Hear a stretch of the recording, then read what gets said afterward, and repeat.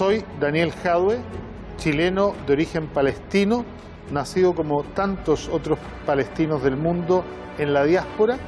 Chile tiene una de las comunidades más numerosas fuera del mundo árabe. Se dice que somos cerca de 300.000, pero somos millones repartidos por la faz de la tierra, lejos de nuestra patria, pero comprometidos con la identidad, la historia y la lucha de nuestro pueblo, de nuestra tierra, que es y será por siempre Palestina. Hola a todos y a todas, muy bienvenidos y bienvenidas a un nuevo episodio de Ventana a Palestina. Marhaba. Hoy analizaremos lo que es la resistencia palestina en la historia de los últimos 100 años, porque hoy en Palestina vivir es resistir. Y la resistencia palestina no partió el 7 de octubre, tampoco partió con las otras invasiones y los intentos de destruir Gaza en los últimos 20 años, tampoco en la primera ni en la segunda intifada. La resistencia palestina partió a finales del siglo XIX, luego del primer congreso sionista en Basilea, Suiza, cuando se empezaron a materializar las primeras corrientes migratorias que tenían como fin último quedarse con la tierra de los palestinos y expulsar de ella a sus legítimos habitantes. Los invito a profundizar, a comprender, a analizar el tema del que estamos hablando en el próximo video.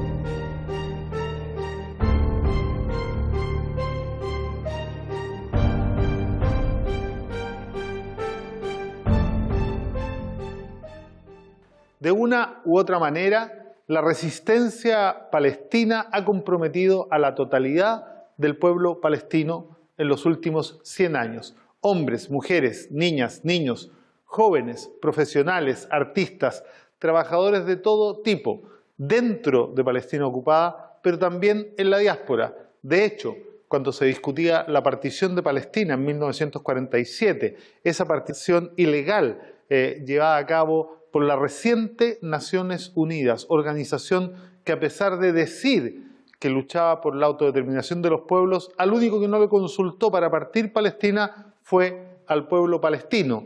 Acá en nuestro país ya las organizaciones palestinas clamaban y obligaban al gobierno de Chile de la época a abstenerse y no sumarse a todo el circo de subordinados al imperio norteamericano que aprobaban una partición a todas luces ilegal. Los invito a ver el siguiente reporte de nuestra corresponsal en Gaza, Huda Hegazi, para analizar en retrospectiva lo que es la resistencia palestina. Desde antes del 7 de octubre, los gazatíes vivían en continuos enfrentamientos y dificultades debido a las violaciones y al bloqueo israelí. Resistían la falta de libertad, las guerras, la gran tasa de desempleo y pobreza, la falta de tratamientos. Sin embargo, intentaban por todos los medios posibles luchar para poder vivir y conseguir sobrevivir a estas situaciones. Esta población tenía objetivos y metas que cumplir y a pesar de poseer las mínimas posibilidades y crear una vida. Sin embargo, llegó el día 7 de octubre y todo esto se derrumbó. Los gazatíes pasaron de vivir una vida normal a vivir en un verdadero infierno. Antes del 7 de octubre teníamos una vida normal. Nos levantábamos, tomábamos café por la mañana mientras los niños se preparaban para ir a sus escuelas y nosotros nos dirigíamos a nuestros trabajos como periodistas. Luego volvíamos a nuestras casas con nuestros hijos y familia, es decir, una vida normal. Sin embargo, después del 7 de octubre nos levantamos con masacres, dormimos con genocidios, con un gran número de mártires y víctimas. Hay veces que pasan 24, 48 horas, incluso una semana entera, sin saber nada de tus hijos ni hablar con ellos. Yo me iba a graduar de medicina de la Universidad de Al-Jortum del Sudán. Cuando comenzó la guerra, tuve que venir aquí a Gaza. Al principio empecé a trabajar como médico voluntario en distintos hospitales, como el hospital de Al-Shifa, Nasser y ahora en el Kuwait. Lo más difícil para mí en este momento es mi familia, ya que yo soy el responsable de ellos. Por eso, en mi trabajo tengo dos preocupaciones, la de los pacientes y los heridos y la de mi familia, de saber si están bien o no. El día 7 de octubre fue el momento en el que estalló la batalla Tormenta de Al-Aqsa. Una operación que comenzó la resistencia palestina con el objetivo de poner fin al sufrimiento de la población palestina. Se esperaba detener las violaciones que se llevaban a cabo contra la mezquita de Al-Aqsa y contra toda la ciudad de Al-Quds, liberar a los encarcelados palestinos de las prisiones de la ocupación, así como romper el asedio impuesto sobre la franja de Gaza. Demandas que el pueblo palestino tiene derecho a tener.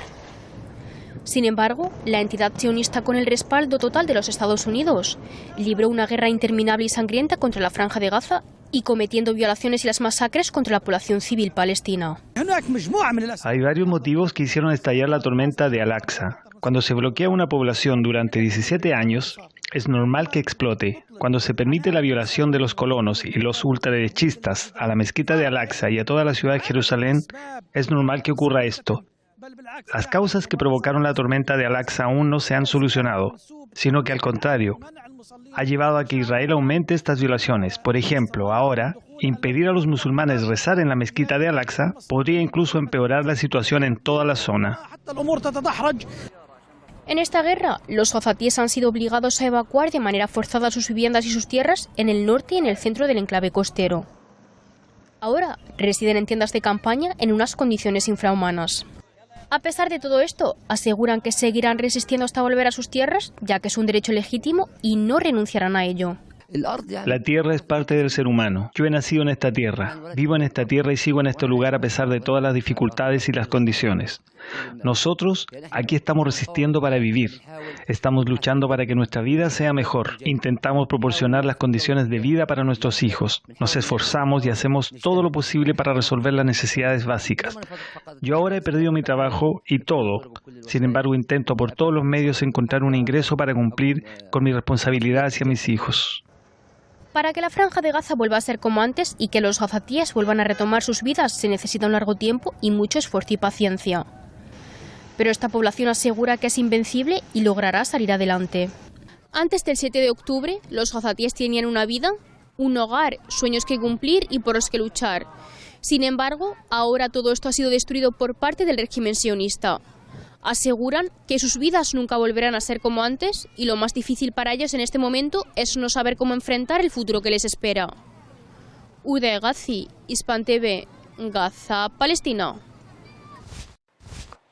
Tanto el derecho internacional como la Carta Universal de los Derechos Humanos y los Derechos del Hombre reconocen el derecho a la resistencia por todas las formas de lucha a todo pueblo, ¿no?, que luche por su libertad y por la justicia.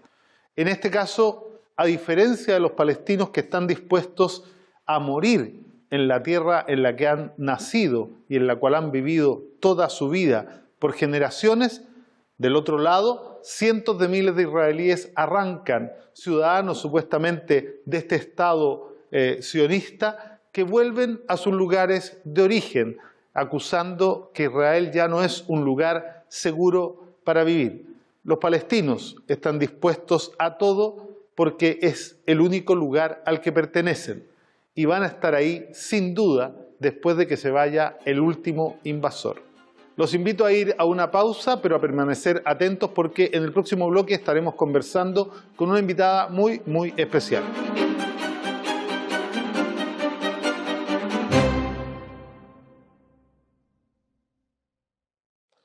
Bien, ya estamos de regreso y los quiero invitar a conversar con Susana Erika Aguilar Silva, profesora tanto de la Universidad Nacional Autónoma de México como de la Universidad de La Salle y doctoranda en Ciencias Políticas y Sociales también de la Universidad Nacional Autónoma de México. Muy bienvenida, Erika, ¿cómo estás?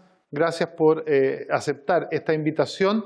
Quiero partir preguntándote, ¿desde cuándo consideras tú que puede hablarse concretamente de resistencia palestina en este largo conflicto?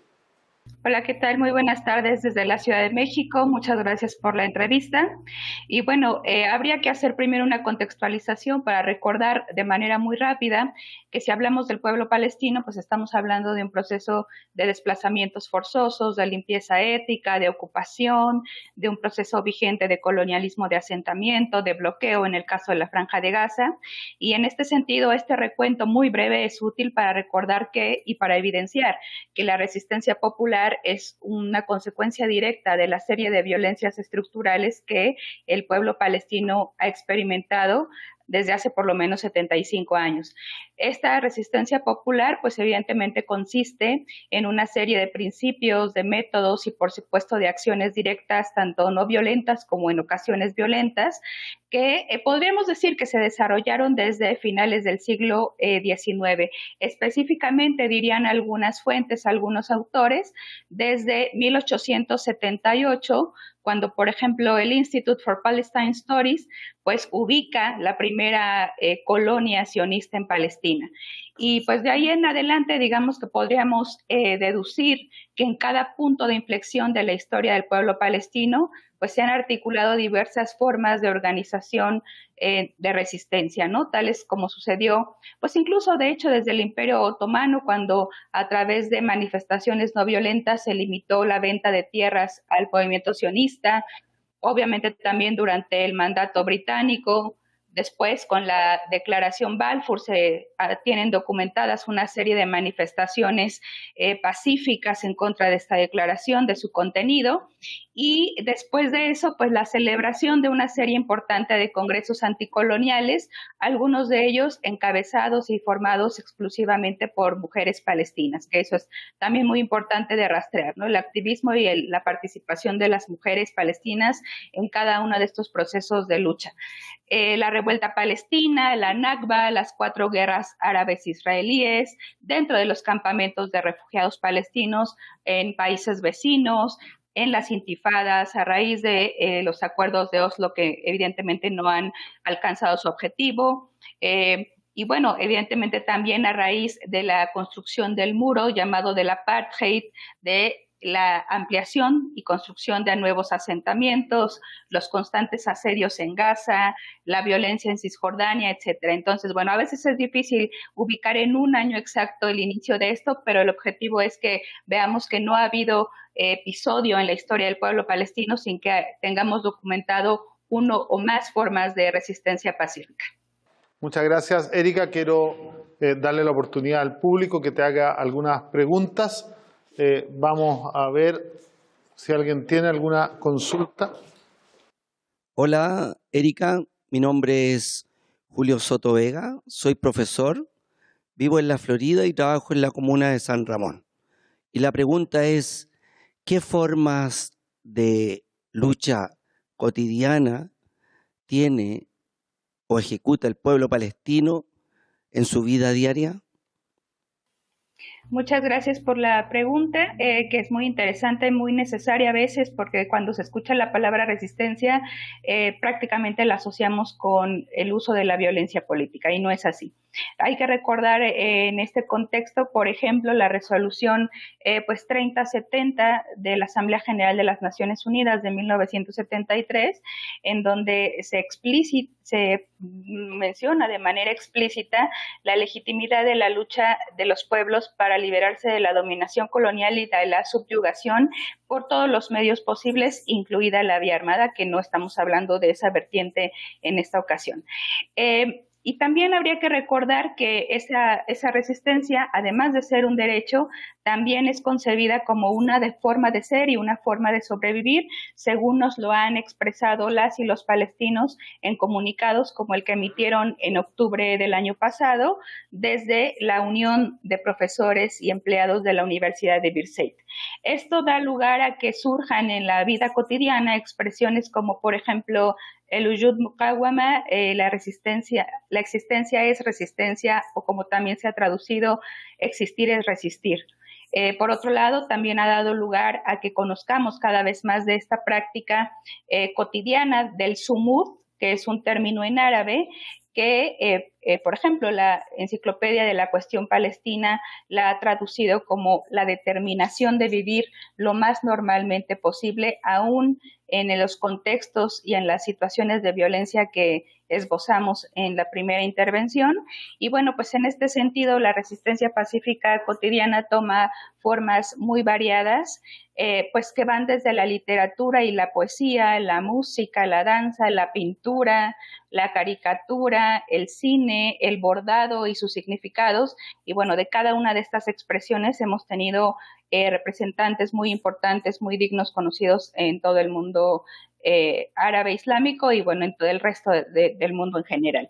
Pero también comprende acciones, por ejemplo, de limpiar los pozos contaminados por los colonos, el acto simbólico de retrazar la frontera o los límites de los asentamientos, la creación precisamente del compañero profesor de cooperativas, de asociaciones, de fundaciones comunitarias en todas las materias de salud, de educación, de turismo, de información, el mantenimiento de los museos, la siembra, la cosecha de olivos, pues las llamadas revoluciones cautivas incluso, es decir, las acciones emprendidas desde el interior de las cárceles donde están secuestrados palestinos y palestinas mayores y menores de edad, y por supuesto el llamado desde el año 2005 al boicot, desinversiones y sanciones para intentar en lo posible de agrietar la economía de guerra del Estado de Israel.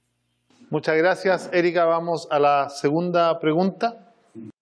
Hola Erika, mi nombre es Manuel Rojas Morales y en esa misma línea yo quisiera preguntarte si las intifadas son acciones, digamos, de resistencia masiva por el pueblo palestino. Hola, muy buenas tardes. Pues en efecto, me parece que incluso podríamos relacionarlo con acontecimientos más cercanos.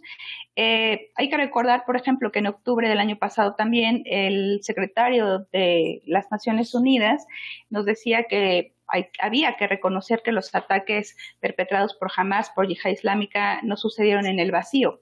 Me parece que lo mismo podemos decir respecto a las intifadas, la de 1987, la del año 2000, porque fueron producto también de una situación política insostenible y resultado de la ocupación, ¿no? Y en el caso de la parte cisjordana sobre todo, pero también de Gaza. Ambas intifadas fueron, podríamos decir, momentos de efervescencia popular que han puesto en evidencia la capacidad de autoorganización del pueblo palestino y que ha dado lugar al surgimiento o cuando menos a la visibilización, ahora cada vez más con redes sociales, de comités igualmente ocupados de toda índole de administrar la vida cotidiana ante la ausencia de ese Estado palestino, ¿no? Entonces, ha habido comités, la creación de comités de juventudes, por ejemplo, y las tareas o las áreas de la vida que le interesa a ese sector etario de la sociedad palestina, pero también tenemos comités de mujeres, por ejemplo, la Unión de Comités de Mujeres Palestinas, que se fundó en 1980, pero que alcanzó visibilización luego de la primera intifada, cuando también surgió, por ejemplo, el Centro Palestino para el Acercamiento entre Pueblos, que luego daría lugar similar al International Solidarity Movement, que actualmente y desde el año 2001 pues recibe esta cooperación de activistas internacionales que ayuda precisamente a coordinarlos y a que entren en contacto pues con el resto de la sociedad en estas acciones cotidianas, ¿no? Pero sin lugar a duda, estas dos intifadas han sido momentos clave también para el estudio de la movilización popular en su forma pacífica, ¿no? Entonces habría que contemplarlos también como estos puntos de inflexión, no solo en lo político, en materia de conflicto per se, sino también en la autogestión, en la movilización y en esta pues lucha constante del pueblo palestino. Ahora, se dice que ha habido dos intifadas, pero recordemos que esta clasificación luego también la ponemos los observadores, ¿no? Los estudiosos de esta situación. Podríamos hablar quizá de varias más intifadas, pero las reconocidas, digamos, por la historiografía palestina, pues son estas dos, que ciertamente son como ollas de presión que en esos años pues no dieron más y explotaron ante esta situación insostenible de injusticia, de ocupación, de situación política, de la inexistencia de un Estado palestino. Muchas gracias, Erika. Evidentemente, las intifadas conocidas tienen que ver con la proliferación de nuevas tecnologías de las comunicaciones, ¿no? El pueblo palestino, desde la primera intifada en adelante, quizás sea el único en la historia que ha firmado este tipo de explosiones sociales para que el mundo las pueda conocer y pueda vencer el cerco informático. Te reitero nuestro agradecimiento, Erika, por tu presencia en nuestro programa y invito a quienes nos están mirando a una pausa para volver y seguir conociendo más de la diáspora palestina en nuestro país.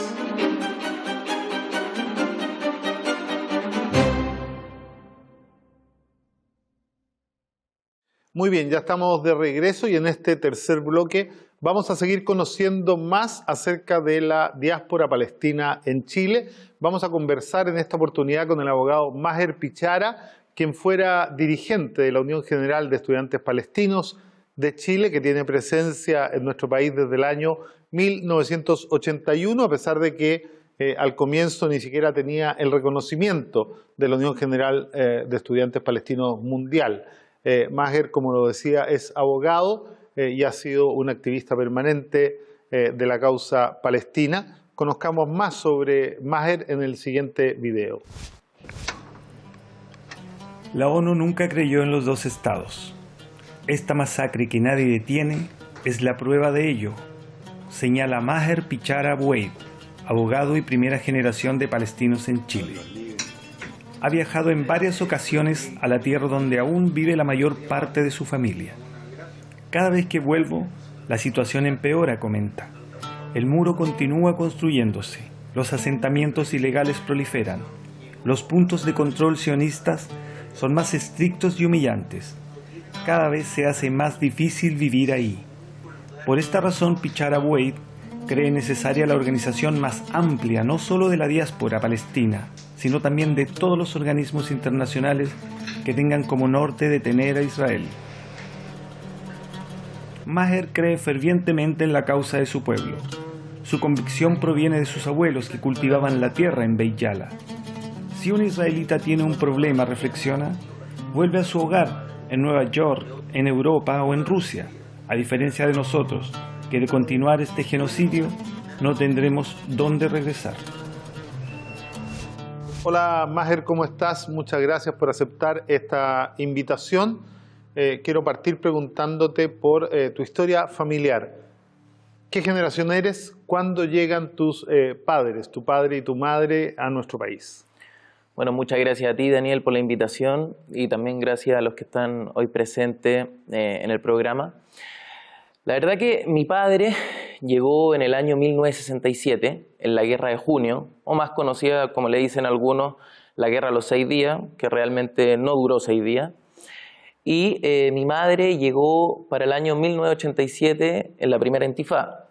¿Durante la primera intifada? Posterior, al término de la primera intifada, que todos la van a recordar por las piedras contra los tanques, el primer levantamiento televisado y que también le generó sentimiento a la población mundial. Tengo la duda, perdona que te consulte, entonces llegó en el 88. 88, porque la primera intifada estalla el 9 de diciembre de 1987, días después del asesinato de Abu Iyad en Egipto, ¿no? Que era el que estaba trabajando por internalizar la resistencia palestina y cambiar el eje desde la lucha desde el exterior hacia una lucha con los pies hundidos en la tierra, tomando varios ejemplos de la historia, como por ejemplo la historia de Vietnam.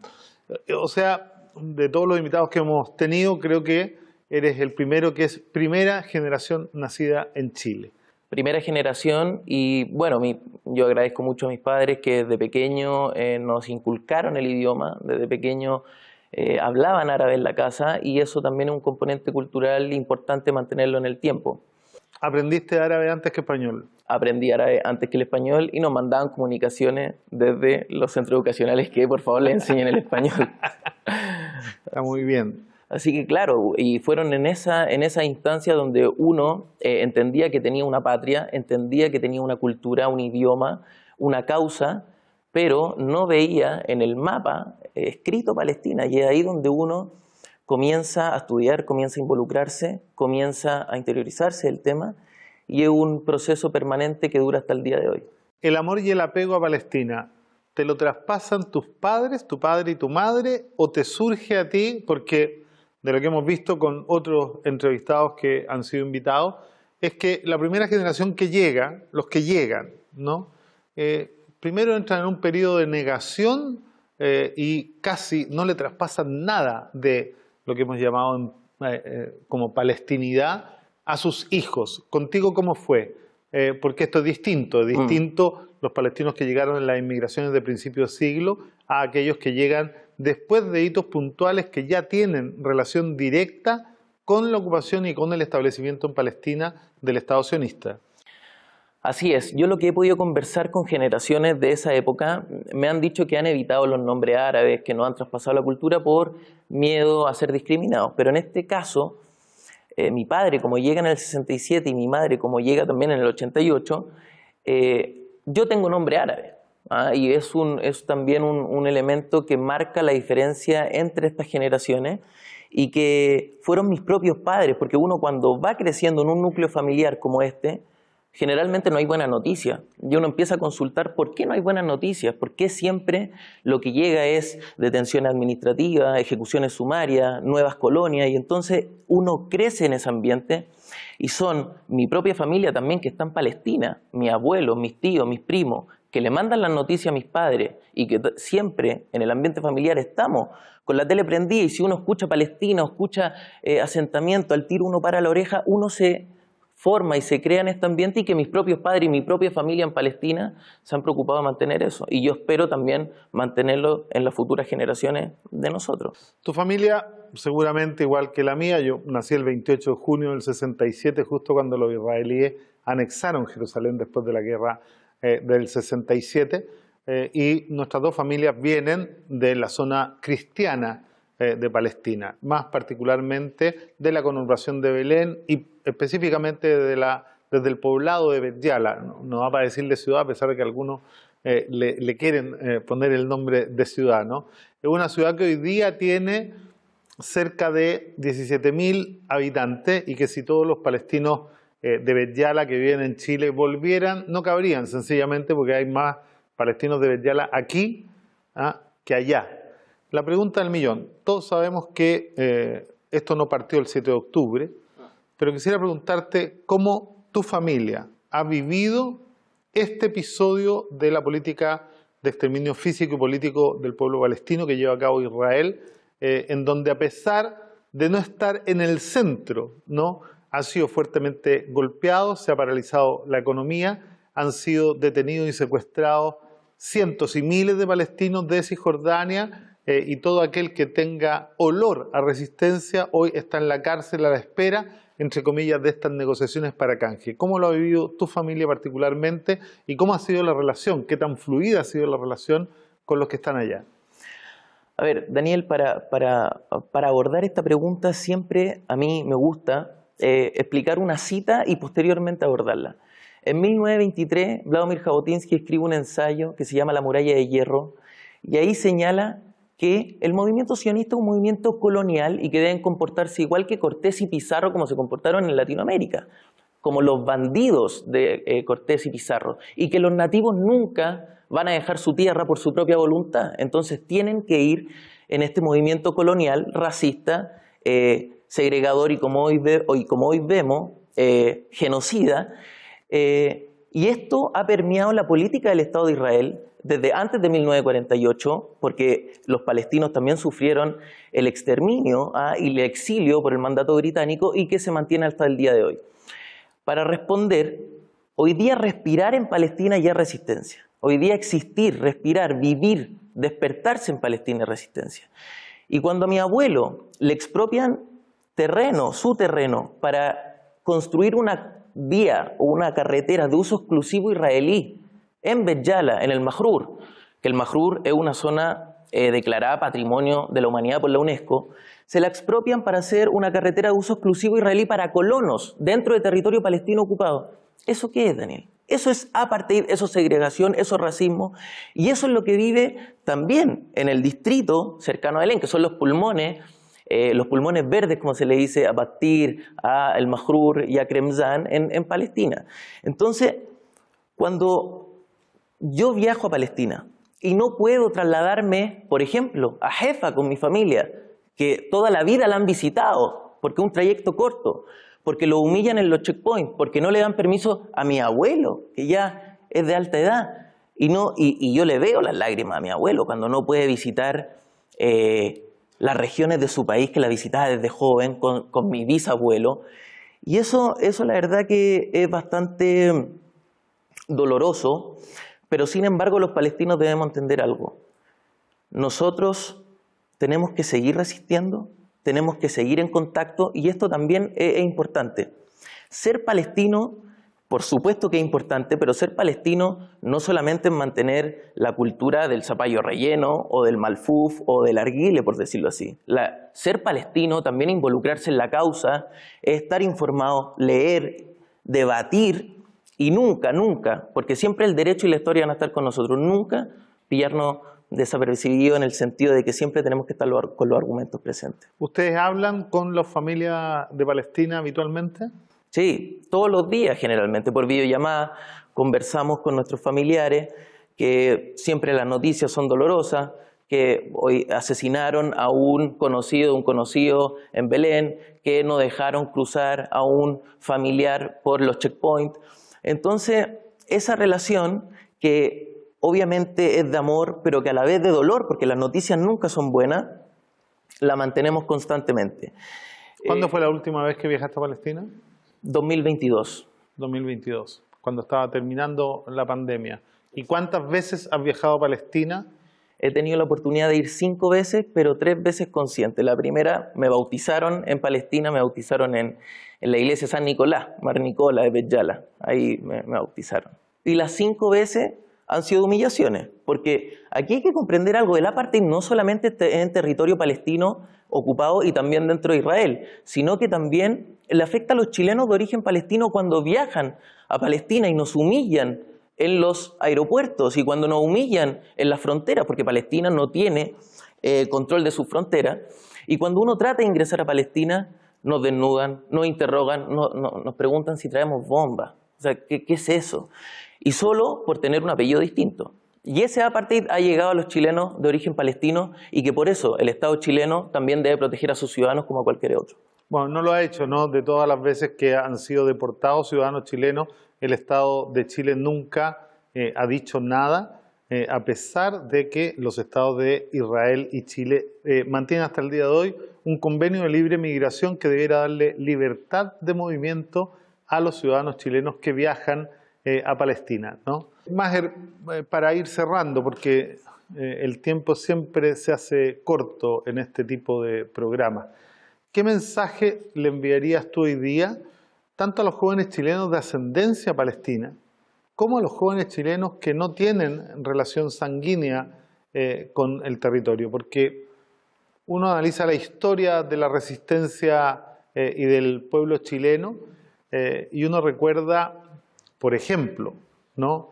Cómo se movilizó para la guerra en Vietnam. Aquí había manifestaciones todos los días para detener la guerra en Vietnam.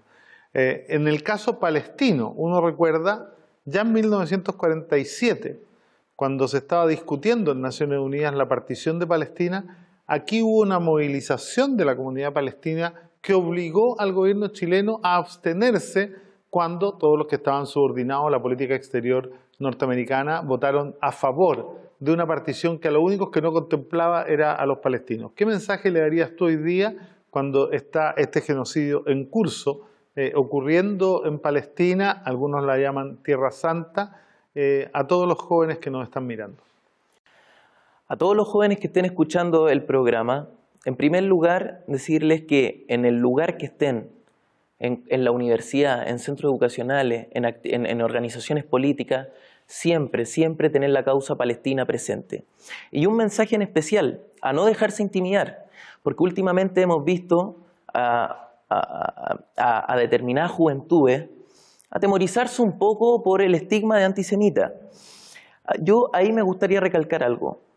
Nosotros estamos condenando y criticando un movimiento político, nacionalista, ideológico, como es el sionismo. El sionismo, por otro lado, es el que ha cooptado una religión y ha nacionalizado y politizado una religión, pero no estamos criticando la religión cooptada o la religión instrumentalizada. Y eso es un mensaje que le quiero dejar a los jóvenes, que no se dejen intimidar, que sigan su activismo por Palestina y que no basta solamente con escuchar música árabe, que es por supuesto importante para la cultura, fumarse un narguile o comer comida árabe los domingos. Es importante culturalmente, pero no basta.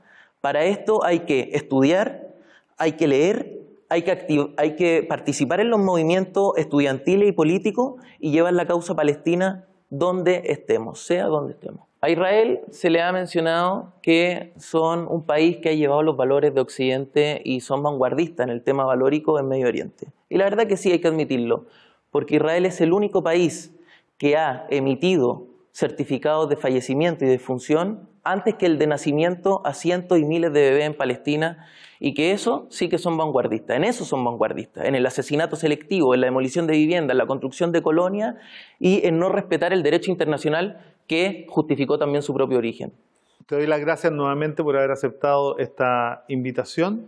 Yo creo que a esta altura ya nadie en el mundo osa ni siquiera referirse a los supuestos valores occidentales, porque el genocidio en curso se está haciendo con el total apoyo, con el soporte, ¿no? Y con el envío de armas desde todas las potencias occidentales, desde el eje europeo, desde Estados Unidos y Canadá, y con un poco de vergüenza lo digo, también con la inacción de todos los gobiernos árabes que mientras los palestinos están siendo exterminados avanzan en la normalización de las relaciones con el Estado sionista.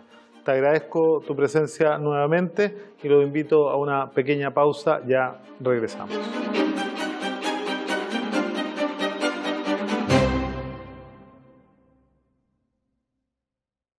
La resistencia del pueblo palestino en los últimos 100, 120 años ha atravesado por diversas etapas y ha cruzado todas las formas de lucha. Y cada forma de lucha, de una u otra manera, ha sido condicionado por el accionar primero del movimiento sionista, que fue el que importó a Medio Oriente el terrorismo más brutal, y después por el accionar del Estado sionista, que desde un comienzo siempre tuvo en su perspectiva el objetivo de apropiarse de la totalidad de la tierra de los palestinos, pero sin los palestinos. Ya a finales del siglo XIX, cuando se empezaron a materializar las primeras corrientes migratorias promovidas por el Congreso Sionista realizado en 1897, los palestinos primero abrieron sus brazos para contener a los judíos que venían arrancando de los pogroms de la Rusia zarista. Sin embargo, cuando comenzaron a percibir que estas corrientes migratorias no venían no solo a buscar refugio, sino que venían a expulsar a sus habitantes y a apropiarse de la tierra, comenzaron con una forma de resistencia que en un comienzo fue absolutamente pacífica y no violenta. No había práctica de resistencia armada, no había costumbre, porque dentro del Imperio Turco Otomano siempre las protestas y la resistencia pacífica y no violenta habían sido la forma de manifestarse. Sin embargo, a partir de terminada la Primera Guerra Mundial, cuando se da a conocer el plan de paz Sykes-Picot, ¿no?, en donde las potencias occidentales se repartieron en áreas de influencia todo el mundo árabe que quedó después de destruido el Imperio Turco Otomano, y comenzaron a percibir con la Declaración Balfour que Gran Bretaña estaba comprometida con regalar la tierra de los palestinos a la Organización Sionista Mundial, comenzaron a radicalizar las posiciones y empezaron a resistir primero el supuesto mandato británico que debía llevarlos hacia la independencia. Luego, después en 1936, en la gran revolución árabe, comenzaron no solo a resistir la inmigración, sino que además la venta de tierras por parte de palestinos a la organización sionista y, por supuesto, después del inicio de las operaciones terroristas del Irgun y del Stern, que son organizaciones paramilitares sionistas que trajeron los métodos de lucha de la Segunda Guerra, de la Primera Guerra Mundial y de la Segunda Guerra Mundial a Palestina, empezaron a surgir los primeros atisbos de lucha armada y de resistencia más violenta. Esto no es casualidad. En la medida que el Estado sionista empezó a mostrar sus cartas y empezó a avanzar sobre la tierra y los derechos de los palestinos comenzaron a organizarse. Luego de la guerra de 1948, de la invasión, después de la partición, cuando los sionistas se apoderaron del 80% del territorio palestino y expulsaron a más de 800.000 personas desde sus ciudades, arrasando más de 500 aldeas palestinas, comenzó la lucha armada del pueblo palestino y comenzaron a surgir las organizaciones, entre ellas la Unión General de Estudiantes Palestinos, primera organización de carácter fundamentalmente político del pueblo palestino, y comenzó a organizarse la resistencia principalmente proveniente desde las fronteras de los territorios ocupados en ese entonces por Jordania y Egipto hacia el Estado sionista.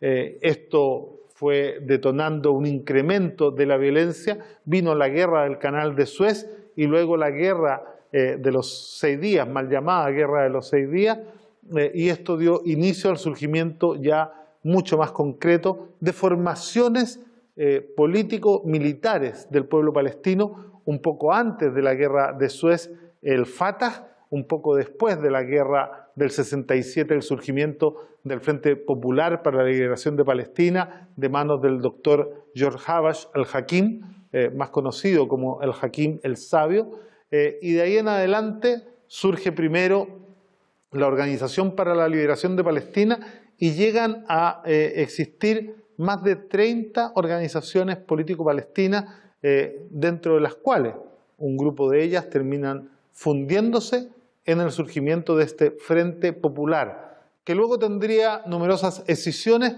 pero que irían completando un escenario en donde la resistencia palestina abarcaba todas las formas de lucha y comprometía a todas y todos los palestinos dentro y fuera de Palestina en el objetivo de liberar su tierra y conquistar para ellos el derecho a la autodeterminación.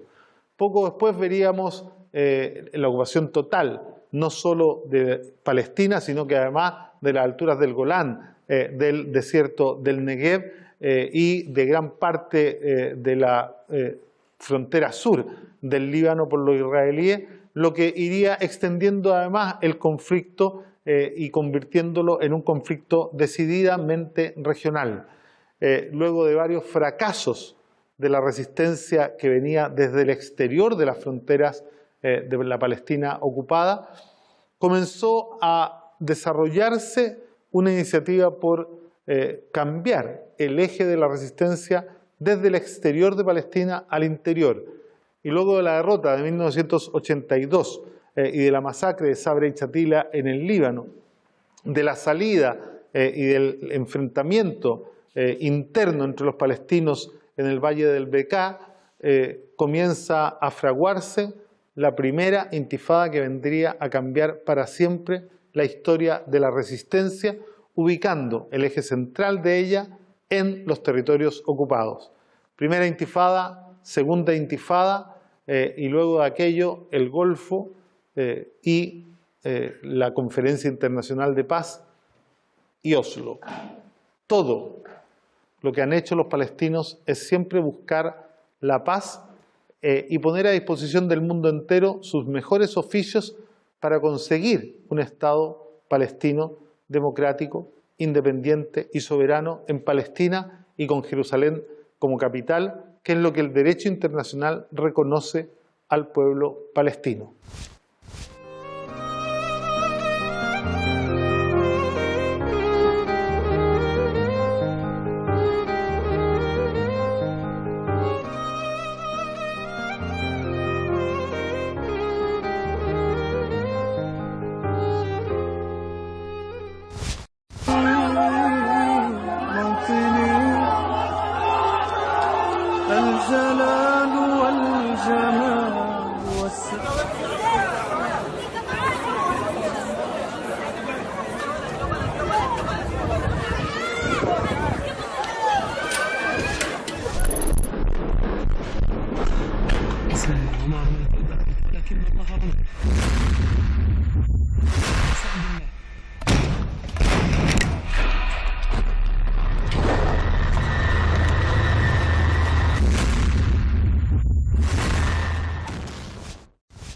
Antes de terminar, quiero ofrecerles la palabra por si alguno o alguna de ustedes tiene alguna pregunta que hacer. Sí, hola Daniel, soy Constanza Inostroza, estudiante de periodismo, y quería saber, en base a lo que vemos hoy en día, en donde vemos que se ve imposible la coexistencia pacífica entre estos dos estados, me gustaría saber si existe alguna alternativa que pueda solucionar esta situación. Ok, Constanza, muchas gracias. Hola Daniel, mi nombre es Elizabeth. Hemos visto la brutalidad del plan sionista y hemos visto la resistencia que se ha dado en este marco. ¿Tú crees que esta resistencia puede llegar a otros países de la zona como el Líbano y Yemen? Quiero agradecer las dos preguntas, pero voy a partir por la de Elizabeth y voy a terminar por la de Constanza. Primero porque hay que entender que el territorio que hoy día conocemos como Palestina, ¿no? Juega un rol fundamental en la historia de la región. Palestina, desde el comienzo de la historia, es el lugar donde surgen las primeras religiones, es el lugar donde surgen las primeras ciudades, Jericó, es el lugar donde se descubre la agricultura y donde están los primeros siglos de almacenamiento de la historia de la humanidad.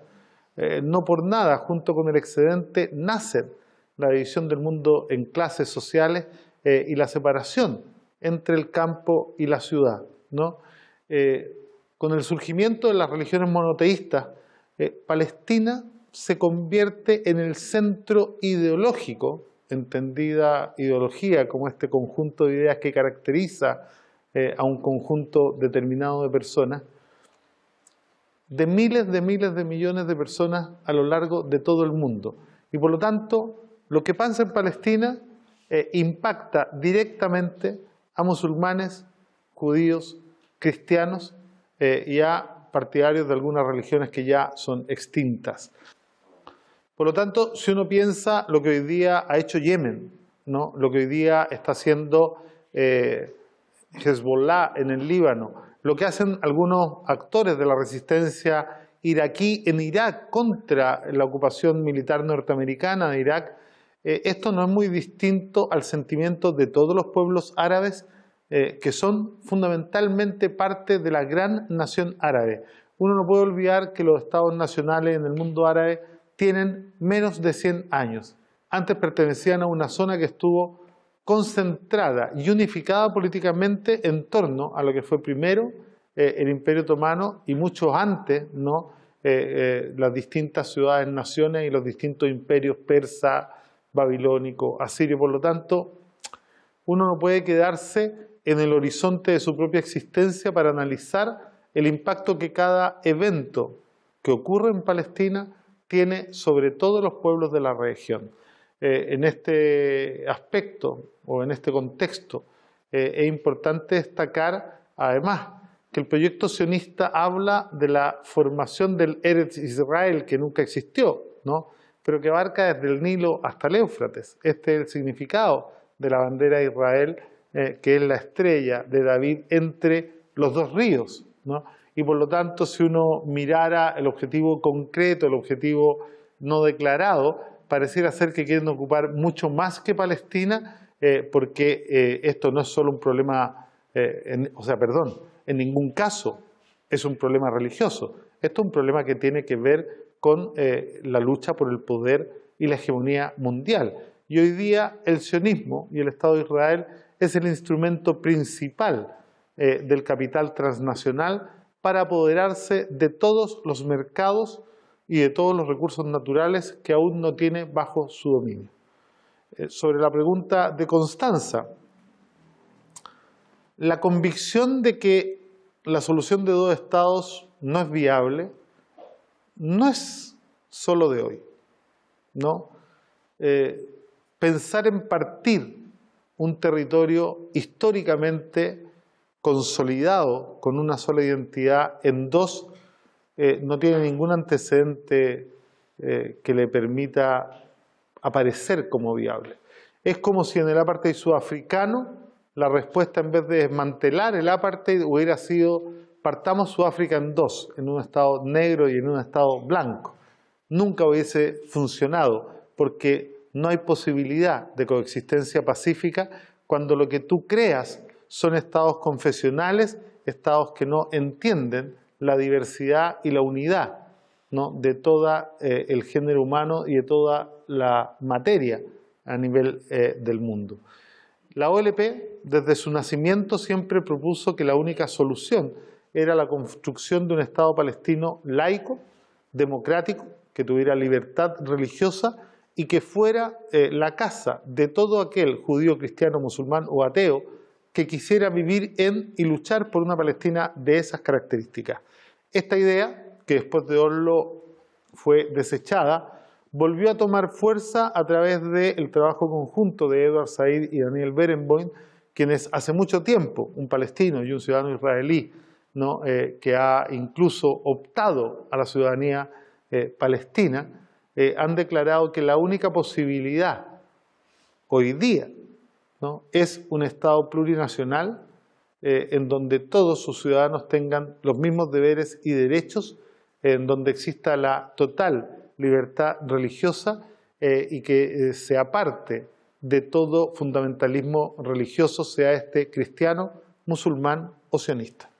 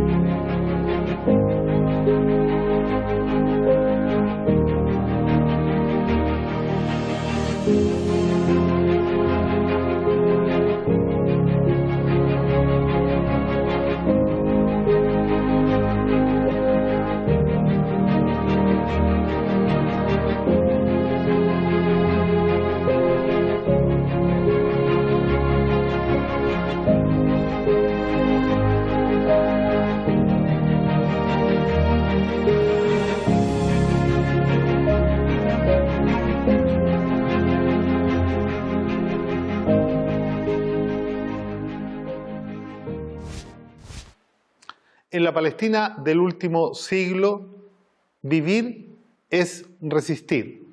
Y los palestinos tienen la convicción de permanecer en la tierra que los vio nacer a cualquier costo.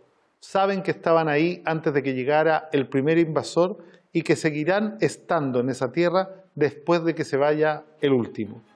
Nos vemos la próxima semana en otro capítulo de Ventana a Palestina.